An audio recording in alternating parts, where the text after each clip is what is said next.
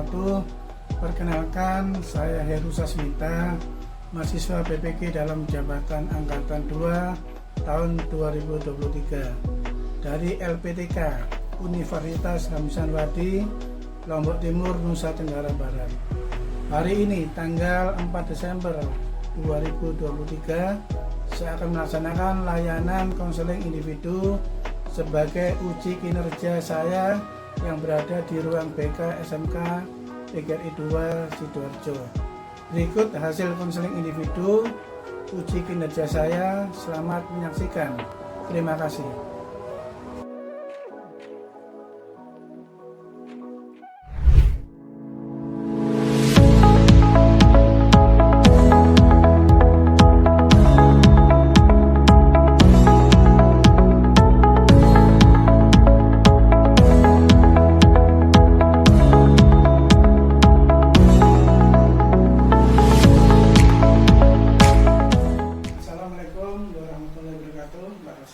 Waalaikumsalam warahmatullahi wabarakatuh. Nanti sebelum kita konseling ya, supaya nanti hasil konseling ini manfaat dan barokah, dan nanti Allah juga menolong, juga kasih solusi ya. Kita awali dengan berdoa dulu sesuai keyakinan kita masing-masing. Berdoa mulai.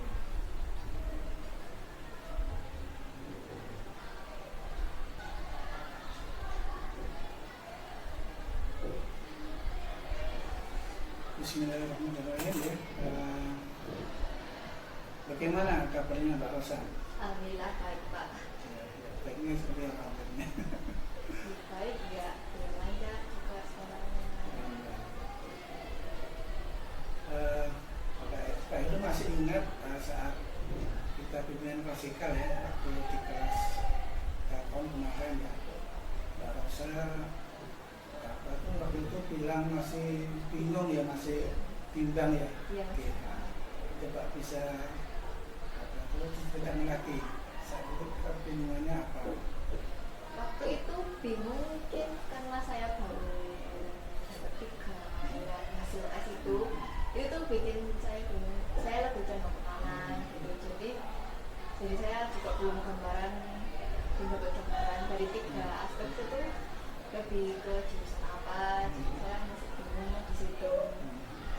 Jadi bingungnya gitu. Jadi bingung yang saat untuk apa itu tentang tes bagian dari karir itu ya? Iya betul. Nah, oke. Terus untuk yang saat baru menanyakan di awal ya, Mbak Rosa mengatakan ingin lanjut di studi lanjut ya, di perguruan tinggi sambil kerja. Iya, Apa itu ada yang bingung juga enggak? itu mungkin enggak bingung Pak, mungkin jurusannya aja yang masih saya bisa enggak belajar jurusan ini gitu aja.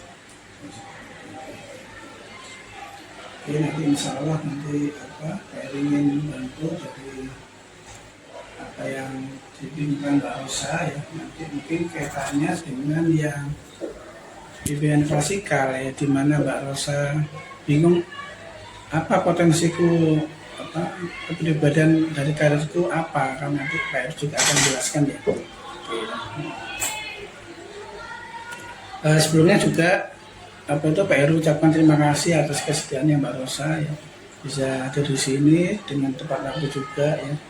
Nanti kita di sini adalah sama-sama belajar ya, sama-sama belajar nanti untuk kita menemukan solusi dari kebingungan Mbak Rosa untuk melanjutkan studi lanjutnya perguruan tingginya ya.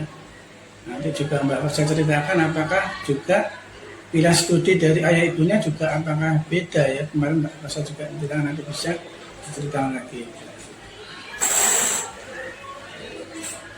Nanti konseling ini akan kita jalani terstruktur ya. Nanti kurang lebih kita butuh waktu 40 menit ya Mbak Rosa ya. Iya Pak. Ya, siap ya. Nah, sekarang Mbak Rosa bisa menceritakan mulai awal waktu Pak Heru tanyakan keinginannya setelah lulus, kemudian saat kita bimbingan klasikal kemarin ya, supaya nanti kita dari data-data itu kita temukan solusi Mbak Rosa. Silakan Mbak Rosa. Jadi waktu Pak Heru tanya keinginan saya saat lulus itu apa, saya pengennya kuliah, tapi sambil di kerja part time juga, Oke. biar bantu mama sama ayah Iya, iya. agak ringan Iya. gitu ya. Nah, waktu kelas 3 itu pas tes Heeh. kepribadian, Heeh. tes itu saya kan baru pertama kali tes itu, Heeh. jadi saya dapat 3 itu, Heeh. jadi bingung apakah jurusan saya ini juga termasuk di situ, apakah saya Oke, siap. beneran bisa masuk di situ, apa emang harus pilih salah satunya gimana gitu. Terus tadi kalau dari keinginan Mbak Rosa sendiri ingin studi lanjutnya, ingin kuliahnya apa? Ngambil apa Mbak Rosa? Kalau saya ada 2 Pak, Ya. pengen masuk teknik atau masuk pertanian Oke, gitu. oke. Juga apa bisa dijelaskan juga apa dari alasannya tadi ambil 2 jurusan itu? Kalau teknik mungkin saya sudah tertarik dari dulu, sudah tahu dari dulu Pak, tapi saya masih agak ragu, mungkin karena masuknya agak susah juga gitu. Kalau pertanian itu karena prospeknya yang dikasih tahu sama saudara saya, jadi saya juga tertarik gitu. Jadi antara dua itu saya masih bingung gimana. Tapi saya lebih ke tekniknya. Oh gitu. Iya. Kenapa kalau lebih ke tekniknya? Mungkin karena sesuai jurusan juga Pak, jadi saya udah berbekal beberapa hal di sekolah buat dilanjut di perguruan tingginya. Gitu. Terus untuk peluang kerjaannya untuk mendatang seperti apa? Pilihannya teknik itu. Kalau teknik mungkin seperti cita-cita saya juga mungkin Pak ya, kerja di perusahaan gitu, kerja kantoran. Terus juga mungkin kalau teknik itu ngoding aplikasi itu tuh biayanya juga lumayan juga, hasilnya juga, jadi mungkin saya nggak pernah nyesel sih masuk situ. Gitu.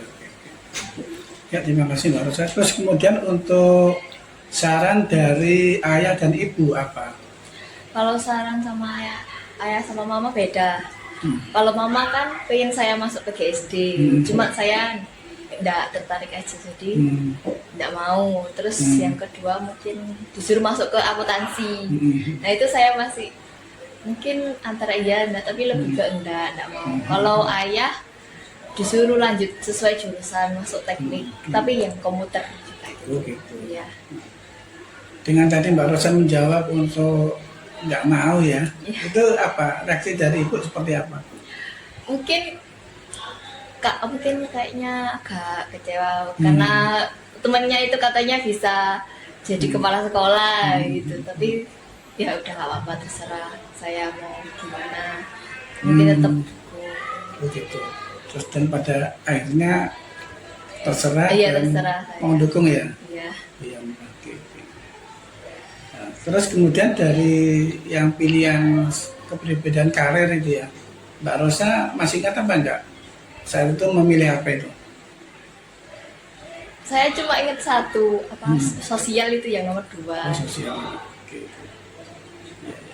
Oke, mungkin Pak Heru jelaskan dari hasil tes kepribadian karir kemarin ya, kalau Pak Heru setelah interpretasi, setelah Pak Heru koreksi, memang Mbak Rosa punya kepribadian karir di 3 hal ya. Yang pertama adalah konvensional. Konvensional itu kaitannya dengan orang tersebut disiplin ya, senang keteraturan ya, senang ketelitian, semuanya harus diatur waktunya dengan baik. Itu kalau yang konvensional. Jadi memang kita ambil 3 yang dominan. Yang pertama tadi Mbak Rosa lebih kuat di konvensional. Yang kedua adalah Mbak Rosa lebih ke sosial ya. Jadi ada kekuatan sosial, ada link ya, untuk punya banyak teman, mungkin banyak relasi, itu sangat membantu ya. Kalau nanti untuk kaitannya dengan kerjasama dengan karirnya Mbak Rosa, itu kayaknya kekuatan sosialnya perlu juga dimanfaatkan nantinya ya. Yang ketiga adalah investigasi ya. Ini kaitannya dengan senang penelitian ya, senang pemecahan masalah gitu ya. Jadi 3 hal ini kalau tadi Pak Heru kaitkan dengan pilihan studinya Mbak Rosa di teknik itu kayaknya juga sesuai ya, kayaknya sesuai gitu ya. Kemudian apalagi kalau yang dulu Pak Heru pernah ketahui untuk pelajaran yang diminati Mbak Rosa kan di bahasa Inggris Iya, ya. bahasa Inggris. Sama apalagi Bahasa Inggris, biologi. biologi ya. Iya. Ya. Jadi lebih pada kemampuan IPA. Jadi IPA itu ada korelasi dengan teknik. Jadi korelasi dengan teknik saya kira nantinya itu jadi kekuatan untuk diketahui Mbak Rosa. Mbak Rosa punya keinginan untuk di teknik, kemudian ingin apa itu sesuai dengan karir ya, sesuai dengan karirnya nanti ingin kerja apa itu nanti kayaknya udah ada kesesuaian. Terus kalau boleh Pak Heru tanyakan lagi, Mbak Rosa pernah saat itu yang awal-awalnya Mbak Rosa nyebutin untuk kepengen ke psikologi, apa gimana itu, apakah masih tetap atau gimana? Tolong jelaskan lagi. Setelah saya pikir-pikir gitu Pak, mungkin saya enggak dulu ke psikolog, mungkin karena banyak faktor juga, mungkin karena biayanya juga lumayan, terus sekolahnya juga lama, harus ambil profesi, jadi tambah lama, jadi saya urungkan dulu, saya ganti yang ya karena dengan alasan itu ya, iya. pertimbangan itu. Oke, nantinya misalnya kalau Mbak Rosa sudah ada ketetapan hati tentang pilihan tekniknya ya, kira-kira ada keberanian apa enggak nanti untuk menyampaikan ke ibu, karena kan permasalahannya di ibu nih ya. Iya. Ya kalau dengan ayah aneh ya tidak ada masalah ya. Tidak ada. Kalau dengan ibu apa nanti keberanian Mbak Rosa menyampaikan, sudah ada dasarnya, sudah ada ilmunya atau bagaimana nantinya untuk meyakinkan ke ibu? Mungkin saya bakal jelasin prospek kerjanya juga, mungkin Pak. Oh gitu ya. Sama ngeyakinin juga kalau gitu. bisa. Gitu. Kalau selama ini apa sih kegunaan dari ibu apa ini? Yang ibu mungkin apa ada tanda petik kadang nggak belum dukung itu apa, pernah apa yang dikhawatirkan ibu apa? Itu kalau teknik kan identiknya kan cowok Pak. Nah kadang gitu apa takutnya saya kalau dapat kerja tuh jauh gitu. Pernah apa jauh di mana? Kayak saudara saya itu alumni teknik elektro. Nah itu tuh sempat dapat kerja, tawaran kerja di Kalimantan. Nah itu bikin mama kepikiran kalau saya masuk teknik itu nanti saya dibawa relasinya ke Jakarta atau kemana gitu ya. Gitu. Masih nggak mau jauh. Jadi kalau jauh ibu Masih nah itu. Nah ini kaitannya dengan pilihannya Mbak Rosa nanti ambil di universitas apa nanti? Yang kalau kan nggak mungkin jauh ya, kalau nanti ibu kan nggak dukung. Mau ngambilnya di mana? Mau di Surabaya aja Pak, di ITS. Insya Allah. Oh di ITS. Ya. Oke. Nah, berarti nanti perlu keberanian Mbak Rosa untuk meyakinkan bahwa pilihannya teknik udah sesuai ya, nanti kemudian untuk tempatnya juga nggak jauh kan di Surabaya. Iya. Kira-kira gimana gambarannya Mbak Rosa nanti bisa untuk meyakinkan ke ibu nanti? Insya Allah bisa Kak. Tinggal komunikasi, sharing-sharing, lebih sering ngomong aja pelan-pelan gitu. Kira-kira Mbak Rosa udah paham komunikasi yang baik dengan ibu supaya nanti ibu nggak tersinggung? Nah itu masih saya tata gimana ya enaknya bilangnya. Iya, gitu. Di kesempatan ini Pak Heru ngasih wawasan yang ngasih ilmu untuk komunikasi yang baik, karena konseling ini Pak Heru memakai konseling behavior ya, memakai teknik assertive training ya. Kaitannya bagaimana nanti Mbak Rosa punya rasa percaya diri, bagaimana mengkomunikasikan kepada ibunya, tetap dengan santun, karena Pak Heru juga pakai pendekatan religius ya. Nanti bagaimana tetap santun, tetap takdim pada orang tua, karena nanti kita butuh doanya ibu ya, butuh ridhonya ibu supaya nanti saat pelaksanaan Mbak Rosa kuliah itu bisa lancar gitu. Salah gitu ya. Iya Pak. Oke, sekarang kita lihat dulu ya untuk gimana Pak Rosa. Gue punya satu Oke, Mbak Rosa ini. pesan. Apakah lo bisa membaca pikiran orang lain? Bisa nggak? Oke, nggak bisa nih. Nah, kalau nggak bisa baca pikiran orang lain nih, sekarang pertanyaan kedua. kalau lo nggak bisa baca pikiran orang lain, kira-kira orang di sekitar lo ada nggak yang punya kemampuan buat baca pikiran? Ada? Kalau ada, tolong DM ke gue buat nanti gue daftarin ke James Randi Challenge biar dikasih hadiah $1 alias 16 miliar rupiah karena dia punya kemampuan paranormal yang luar biasa. Nah, kalau nggak ada, ya bagus, artinya lo ada di pilihan tepat. Jadi gini, kan semua orang di sekitar lo nggak ada yang bisa baca pikiran nih. Artinya mereka semua juga nggak ada yang bisa baca pikiran lo. Dan itu artinya kalau lo berurusan sama orang lain, ya lo harus bisa berkomunikasi dengan baik. Kalau enggak, ya gimana? Kebayang nggak sih lo lagi rapat atau diskusi kelompok gitu, terus gak ada yang berkomunikasi, semua cuma mikir masing-masing aja gitu, gak bakal ada yang mengerti kan pikiran yang lain, kan gak ada yang bisa baca pikiran di situ. Atau misalnya nih, lo minta tolong orang sesuatu, minta tolong ini bisa jadi ya lo minta dia mengerjakan sesuatu, atau bisa juga minta tolong dia berhenti melakukan sesuatu yang bikin lo gak nyaman. Nah tapi nih, lo malah diem aja, atau ya mungkin lo sesekali ngelempar kode gitu, yang lo mintain tolong bakal ngerti. Emang dia bisa baca pikiran lo? Atau emang bahasa kode lo ada kamusnya? Enggak kan? Nah, di dunia modern yang segala sesuatu saling terhubung ini, mulai dari kecil sampai dewasa, kita selalu berurusan sama orang lain, baik itu terkait pendidikan, pekerjaan, pertemanan, atau bahkan percintaan. Dan satu-satunya cara untuk bisa memiliki relasi yang baik dengan orang lain terkait hal-hal tersebut ya adalah dengan cara memiliki pola komunikasi yang baik. Ingat ya, komunikasi yang baik. Jadi, bukan dengan komunikasi yang kurang baik, apalagi dengan tidak berkomunikasi. Loh, emang komunikasi nggak semuanya baik? Ya enggak. Tonton terus video ini dan gue akan jelasin soal gimana cara komunikasi yang baik dan gimana caranya supaya lo bisa mempelajari hal tersebut.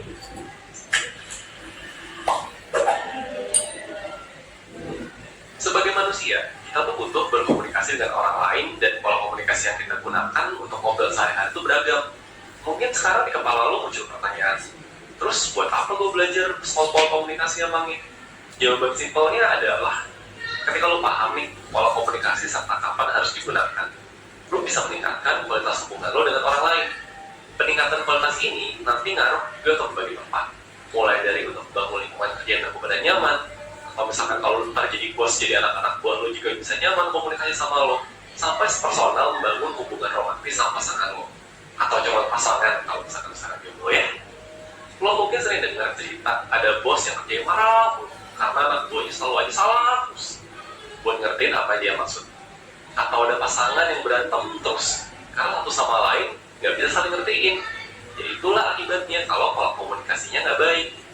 Jadi penting kan punya komunikasi yang baik dalam hidup? Ya penting. Nah, berikut ini gue akan jelasin soal pola komunikasi itu ada apa aja, mana yang sebaiknya lo pakai dan mana yang sebaiknya lo hindari. Yang pertama, pola komunikasi yang pasif. Orang yang menerapkan pola komunikasi ini susah untuk mengekspresikan diri mereka dan cenderung mengalah ke orang lain. Jadi nggak jarang juga karena mereka nggak bisa ngasih tahu apa yang ada di kepala mereka serta emosi yang mereka rasakan, malah memunculkan miskom dan emosi negatif yang biasanya kependam. Namun di saat yang bersamaan, mereka juga termasuk orang yang menghindari konfrontasi atau selek sama orang lain. Orang dengan pola komunikasi pasif itu biasanya juga susah buat kontak-kontak, susah bilang enggak, serta termasuk juga ke tipe yang aja deh. Nah, punya pola komunikasi pasif sangat rentan membuat hidup lo ambiar, karena lo jadi keseret kesana kemarin untuk hal-hal yang sebetulnya lo nggak suka dan lo nggak mau. Kenapa? Ya karena di satu sisi nih, orang tuh nggak tahu bahwa yang mereka minta lakukan ke lo itu lo nggak suka. Di sisi lain, orang juga nggak tahu lo tuh sukanya apa, maunya apa. Dan ingat, orang lain itu nggak bisa baca pikiran lo. Jadi, kalau lo nggak mau hidup lo ambiar, tapi sekarang pola komunikasi lo pasif, yuk mulai belajar buat ganti yuk. Yang kedua, pola komunikasi agresif. Kalau tadi kita bahas soal pola komunikasi yang susah ngomong, pola berikutnya adalah kebalikannya, yaitu pola komunikasi yang agresif. Orang yang menerapkan pola komunikasi agresif ini biasanya memiliki keinginan untuk mendominasi segalanya. Biasanya sih, suaranya keras, kontak matanya intens kayak melotot gitu. Dan biasanya mau mengontrol orang lain dengan cara intimidasi, kritik tajam, menyalahkan, dan lain-lain. Gak usah penjelasin panjang, tapi gue yakin lo pasti pernah ketemu sama tipe kayak gini. Di saat bersamaan, memang kadang-kadang mereka dipandang sebagai sosok leader yang baik dan tegas. Tapi tidak selalu. Kalau untuk omongan pola agresif ini punya pikiran bahwa gue benar dan lo salah. Atau suka bilang bahwa cara gue atau enggak sama sekali. serta jarang bisa mendengarkan pendapat orang di sekelilingnya dengan baik. Nah, buat lo yang ngerasa punya pola komunikasi agresif kayak gini, coba deh, gue mau nanya sesuatu sama lo. Apa iya lo gak pernah salah? Apa iya lo orang paling pintar sedunia? Gue rasa sih, kemungkinan besar sih enggak ya. Nah, kalau lo bukan orang paling pintar sedunia dan lo pernah salah, ya gimana lo bisa berkembang kalau lo gak bisa dengerin orang lain? Ingat, Lionel Messi aja masih latihan tiap minggu dan punya pelatih, padahal udah jadi pemain bola paling jago sedunia. Masa sih lo mau bilang lo gak butuh dengan orang lain? Jangan kayak gitu terus ya. Kasian potensi lo kalau lo gagal berkembang karena lo susah untuk dengerin orang lain. Yuk, belajar pola komunikasi yang benar yuk. Yang ketiga, berikutnya nih adalah kombinasi keduanya. Udah pasif agresif pula, alias namanya yaitu komunikasi pasif agresif. Disebut begitu karena pola komunikasi ini bentuknya sih kelihatan pasif, tapi makna kata-katanya biasanya agresif. Orang dengan pola komunikasi ini cenderung lebih ke ngomong pelan-pelan dan kedengeran. Susah mengkomunikasikan pendapat mereka dengan jelas, dan apa yang dia pikirkan dan rasakan beda dengan hal yang ditampilkan. Kalau orang pasif agresif, bisa aja dia sebenarnya marah, tapi mukanya sambil senyum. Sebenarnya juga mereka yang pasif agresif paham apa yang mereka mau dan butuhkan, tapi nggak bisa aja gitu untuk mengkomunikasikannya dengan jelas. Kalau bentuk omongan biasanya tuh suka ngomong gini, ya udah nggak apa-apa gitu aja. Tapi kalau itu bukan salah gue ya, atau gede ngomong suara kecil, terus sarkas, atau ya oke dari mananya, atau yang paling sering nih, kalau ditanya kamu nggak apa-apa, terus dia jawabnya enggak, aku nggak apa-apa, tapi nadanya judes. Nah, orang yang pasif agresif ini suka banget ngomong pakai kode, maunya menyampaikan apa, tapi ngomongnya pakai apa gitu, atau bahkan kadang-kadang nggak ngomong, tapi cuma bersikap gimana gitu. Ini ya, buat kalian yang pola komunikasi pasif agresif, menurut gue, kalian tuh cuma boleh melakukan ini dengan satu syarat. Syaratnya apa? Syaratnya adalah kalian harus punya kamus bahasa kode versi kalian, terus bagiin ke orang-orang sekitar kalian, biar mereka bisa ngerti pas kalian kode sesuatu itu maksudnya apa. Kenapa? Ya balik awal tadi, orang tuh nggak bisa baca pikiran kalian, dan sebelum kamus kode kalian selesai, orang tuh juga nggak akan bisa ngertiin kode kalian. Nah, jadi buat lo semua yang pasif agresif tapi belum selesai bikin kamus kodenya, ganti pola komunikasi jadi lebih baik yuk. Nah, terakhir, pola komunikasi asertif. Ini, kalau menurut kata para ahli, ini adalah pola komunikasi paling ideal dan win-win solution. Namanya pola komunikasi asertif. Nah, apa sih yang bikin pola komunikasi asertif ini spesial? Karena komunikasi asertif ini menggabungkan aspek-aspek positif dari pola komunikasi pasif, agresif, dan pasif agresif menjadi sebuah pola komunikasi yang super powerful banget. Asertif ini menekankan kepada komunikasi yang terbuka, tidak memaksa. Jadi, mereka tahu apa yang mereka inginkan dan paham juga cara menyampaikan ke orang lain sambil mempertimbangkan perasaan orang lain juga. Nah, gimana cara mengembanginnya? Sebenarnya caranya ada banyak, tapi gue mau kasih tahu cara paling dekat dan efektif, yaitu dengan ikut webinar 1% dengan judul Komunikasi Asertif, Nyatakan Perasaanmu dengan Jujur. Nah, webinar ini nanti bakal diisi sama Mbak Hadi Kumala dan Evan. Di situ lo nggak hanya belajar lebih baik soal komunikasi asertif, tapi lo akan dibantu sebagaimana caranya buat jadi sosok yang asertif. Selain dapat sesi pemaparan dan ngobrol langsung sama ahlinya, lo juga bisa dapat assessment, workshop, sertifikat, dan juga diskon mentoring kalau daftar webinar ini. Jadi tunggu apa lagi? Klik info lengkapnya di deskripsi video ya. Nah, kalau lo nonton video ini setelah webinarnya udah lewat, gue juga rekomendasi lo buat ikut mentoring karena lo bisa dapat pemahaman lebih baik dari komunikasi asertif setelah ngobrol sama mentor-mentor 1%. Oke, tenang, video ini bukan cuma promosi. Bilang tadi caranya ada banyak. Jadi selain daripada ikut webinar tadi yang which is menurut gue efektif banget, tapi kalau lo mau mulai dari hal kecil, dari diri lo sendiri, lo mau lakukan sendiri, nggak apa-apa. Ada beberapa tips yang bisa gue kasih buat lo untuk melatih komunikasi asertif lo. Pertama, istilahnya adalah I statement. Nah, ini adalah tips paling kuat dan nyata. I statement adalah pengekspresian kalimat dari sudut pandang gue untuk hal-hal yang sifatnya adalah pendapat dan bukan fakta. Jadi misalnya gini, misalnya lo nggak sengaja datang telat janjian ketemu sama teman. Nah, menurut lo nih, respon mana yang lebih baik dari teman lo? Yang pertama, temen lo ngomong gini, telat banget sih lo gara-gara lo jadi ngaret nih. Atau, gue tuh kesel kalau lo datangnya telat, karena menurut gue, lo seperti nggak menghargai waktu gue. Nah, yang mana yang lebih enak didengar? Yang kedua kan, kenapa? Karena itu kan jelas, itu emosinya dia nggak suka, dia marah, gitu kan? Dan dia memposisikannya dengan benar.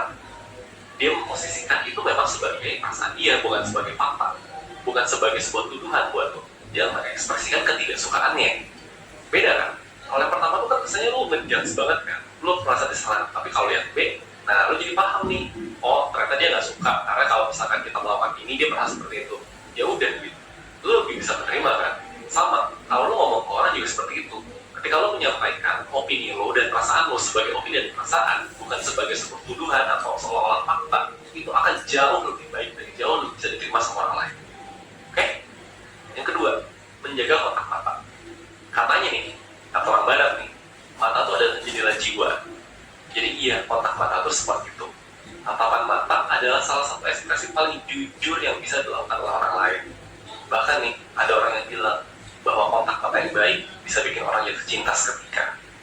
Yang ketiga, berani bilang enggak. Ini salah satu komponen paling penting nih. Komponen utama asertif adalah lo bisa mengungkapkan apa yang lo pikirkan dan rasakan dengan jelas. Termasuk ngomong enggak. Emang sih untuk bisa ngomong enggak butuh proses dan enggak langsung simsalabim. Tapi itu bisa dilatih kok pelan-pelan. Sesimpel misalnya kalau ada orang kartu kredit telepon buat promosi pada lu punya deadline, udah bilang aja enggak. Yang keempat, jelaskan apa yang lo mau rasakan dengan rasa percaya diri. Asertif itu sulit dilakukan kalau lo nggak percaya dengan diri lo sendiri. Poin-poin sebelum ini sebenarnya melatih kepercayaan diri juga kok. Jadi selama lo pelan-pelan mempraktekkan poin-poin sebelumnya dengan percaya diri, lama-lama lo akan pilih juga. Dan kalau lo butuh dorongan untuk membangun rasa percaya diri lo bisa nonton video ini yang udah pernah kita bikin semua sebelumnya, atau bisa juga ya udah mentoring aja lah, bisa dibantuin supaya jadi percaya diri ya. Oke, udah paham kan jenis-jenis komunikasi dan mana yang paling baik? Gue harap setelah nonton video ini atau ikut webinar online atau mentoring, lo bisa mulai menerapkannya di keseharian lo. Karena kayak yang tadi gue bilang, asertif ini win-win solution buat lo berkomunikasi dengan orang lain. Masalahnya sih dipelajari. Salahnya sih menurut gue nggak ada ya. Benarnya banyak. Akhir kata, gue kembali mau mengingatkan bahwa orang tuh nggak bisa baca pikiran lo. Jadi, yuk kita berkomunikasi dengan baik dengan cara komunikasi asertif. Gue Rizky dari 1%. Gue tunggu ya di webinar. Bye. Oke, bagaimana Mbak Rosa? Pendapatnya bagaimana tadi ya? Dia tayang video ini. Ya benar harus. Tapi saya pengen itu Pak, gimana sih caranya biar kita meningkatkan percaya diri buat ngomong ke orang gitu. Kadang gitu kan kita mau ngomong tapi takut sama responnya orang kita tanyain gitu. Jadi kadang itu mending milih diem aja gitu daripada konflik atau gimana gitu. Tadi kan diam ya. Diam berarti orang nggak tahu apa yang kita pikirkan, ya kan? Ya, tadi di teknik asertif ini mengajarkan bahwa kita nggak bisa membaca pikiran orang lain. Berarti kita harus berani ungkapin ya. Apa tadi misalnya tadi untuk tujuan konseling ini kan Mbak Rosa ingin tadi keinginan jurusan tekniknya ini kan bisa dimengerti Ibu, ya kan? Ya. Tujuannya kan itu. Kemudian nanti kaitannya dengan kehidupan karir tadi diantaranya ada konvensional, kemudian sosial, investigasi ini memang kalau memang Mbak Rosa mantap dan ini jadi rasa percaya dirinya ya. Nah, tinggal kita yakin bahwa ini adalah niat baik kita dan untuk kita sampaikan dengan baik, dengan santun, dengan rasa hormat dengan Ibu ya. Karena tadi kaitannya dengan perilaku religius ini penting karena nanti Mbak Rosa supaya dapat ridhonya gitu. Apa kira-kira ada gambaran nanti Mbak Rosa nyampaikan ke Ibu seperti apa nanti? Mungkin pertama mau bilang dulu kalau udah nentuin jurusan. Okay. Terus mau jelasin juga kalau apa produknya bagus, terus insya Allah dapat nggak jauh-jauh juga mungkin. Betul. Tadi adalah tahapannya adalah Mbak Rosa menyampaikan keinginannya tadi dan itu sudah didasari beberapa pertimbangan, beberapa informasi ya, dan nanti prospek kedepannya. Yang kedua kaitannya ada kesesuaian dengan kehidupan karir ya. Yang ketiga nantinya perlu kita komunikasikan dengan baik ya, karena Ibu kan nggak bisa membaca pikirannya Mbak Rosa ya. Itu kalau nggak kita sampaikan, jadi sampaikan dengan jujur, sampaikan dengan baik ya. Nanti insya Allah tujuan ini bisa terwujud gitu. Gimana kalau pendapat Mbak Rosa dari yang tadi tahapan-tahapan konseling yang kita lakukan, kira-kira nanti bisa nggak nanti mencapai tujuannya Mbak Rosa? Gimana? Mungkin insya Allah bisa, tapi saya step by step dulu pelan-pelan. Mungkin Pak Heru juga bisa bantu lihat perkembangannya. Mungkin kalau saya bingung bisa saya tanya ke Pak Heru. Iya, siap, boleh. Karena nanti untuk konseling ini nggak selesai di sini aja ya, nanti dari hasilnya Pak Heru juga ingin tahu ya, nanti apakah kalau kita tindak lanjuti untuk konseling berikutnya seperti yang Pak Rosa. Oke, ya nanti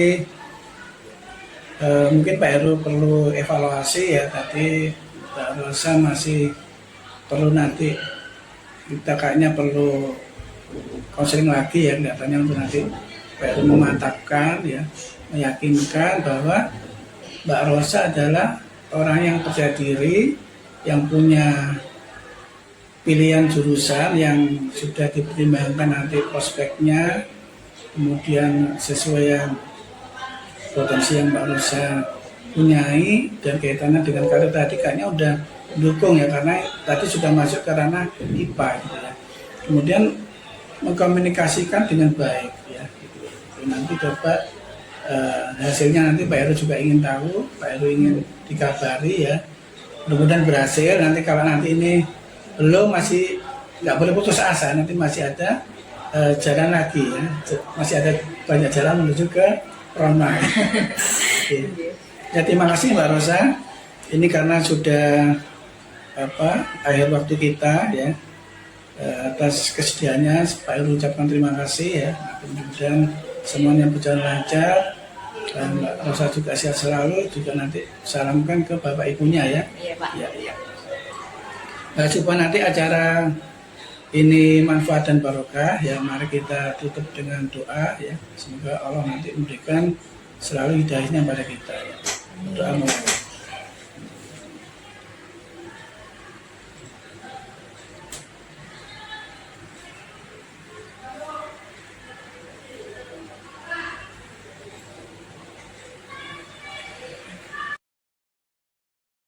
Ya, Mbak Rosa. Terima kasih ya Terima kasih Pak. waktunya ya. Assalamualaikum. Waalaikumsalam.